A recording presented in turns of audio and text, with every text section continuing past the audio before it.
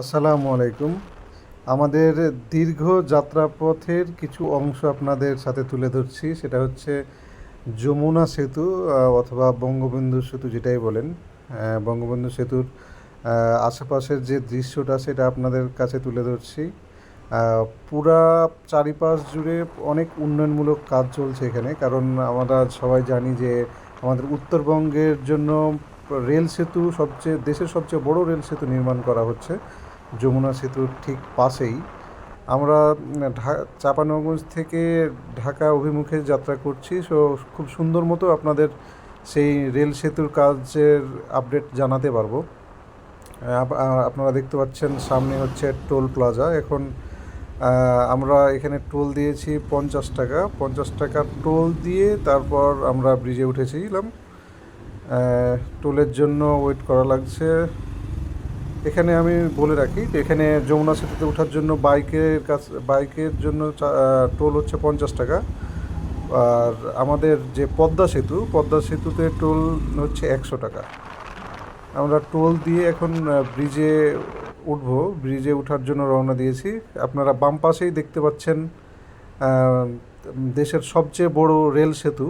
আমাদের উত্তরবঙ্গের জন্য অনেক সুখবর এটা যে আমাদের এত বড় একটা রেল সেতু নির্মাণ করা হচ্ছে। এখন আমাদের উত্তরবঙ্গের মানুষজন আরও দ্রুত আমাদের উত্তরবঙ্গ রাজশাহী বা চাঁপাইনবাবগঞ্জ যেতে পারবে।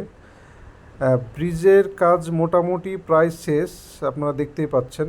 আর আমাদের এই জার্নিতে আরেকটা জিনিস আমাদের ক্যামেরা ধরা পড়ছে, সেটা হচ্ছে ব্রিজের ঠিক পাশ দিয়েই রেল চলাচলের দৃশ্যটা আমরা ধারণ করতে পেরেছি।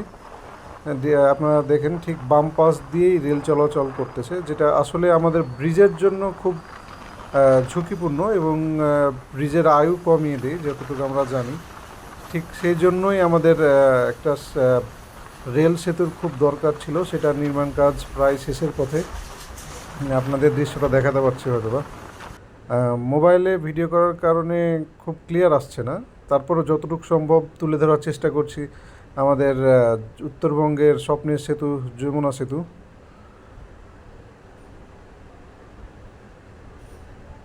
বাম পাশেই নির্মাণ করা হচ্ছে দেশের সবচেয়ে বড় রেল সেতু বঙ্গবন্ধু রেল সেতু। আর যেদিন আমরা আসি সেদিন হচ্ছে রাস্তায় জ্যাম মোটামুটি কম ছিল, কিন্তু রোদের তীব্রতা খুব বেশি ছিল। ধন্যবাদ সবাইকে। আসসালামু আলাইকুম।